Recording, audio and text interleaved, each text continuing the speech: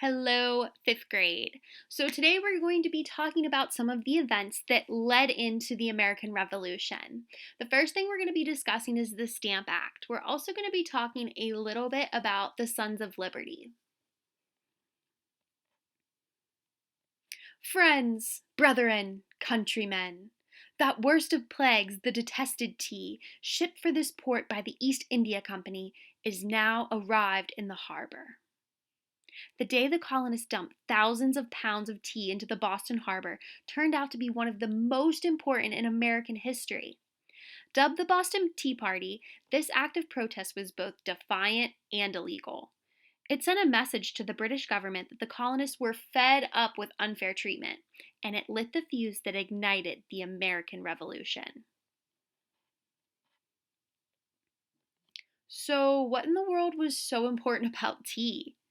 In colonial times, Boston was the capital of Massachusetts Bay Colony, one of the original 13 American colonies.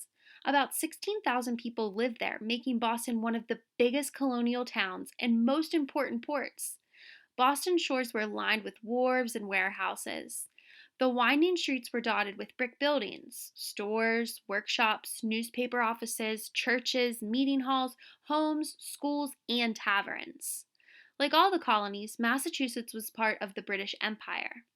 A royal governor appointed by the king was the head honcho in Massachusetts, but the colonists also elected their own assembly to pass local laws and set taxes.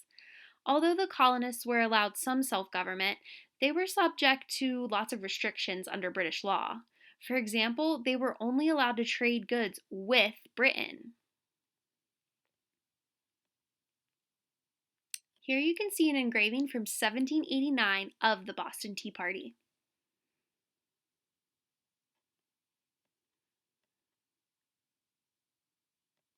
Under the system, the colonists pushed for more freedom, and often the British government pushed back.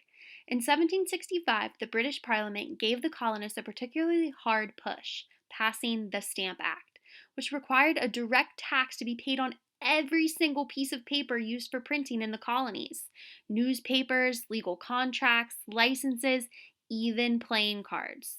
The colonists had never had to pay a tax like this before, and they were especially angry because they didn't have any say in the matter.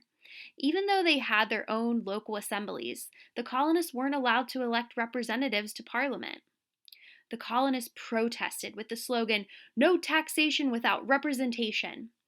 And the demonstrations against the Stamp Act sometimes led to violence, with tax collectors being physically intimidated.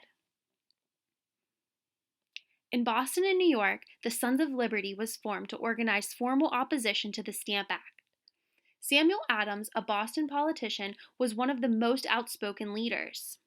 The Sons of Liberty organized meetings, wrote, spoke, and published about unfair policies of the British government, and organized secret committees of correspondence. These committees were devoted to informing other towns and colonies about protest activities in an effort to create unity between the colonies.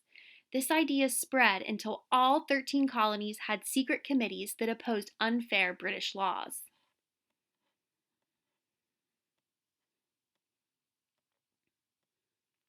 Parliament repealed the Stamp Act, but quickly replaced it with the Townshend Act in 1767. The Townshend Acts required the colonists to pay import taxes called duties on glass, lead, paint, paper, and tea. The colonists rebelled against these taxes by organizing boycotts. Since they couldn't vote down the taxes, they would refuse to buy tea and other items being taxed.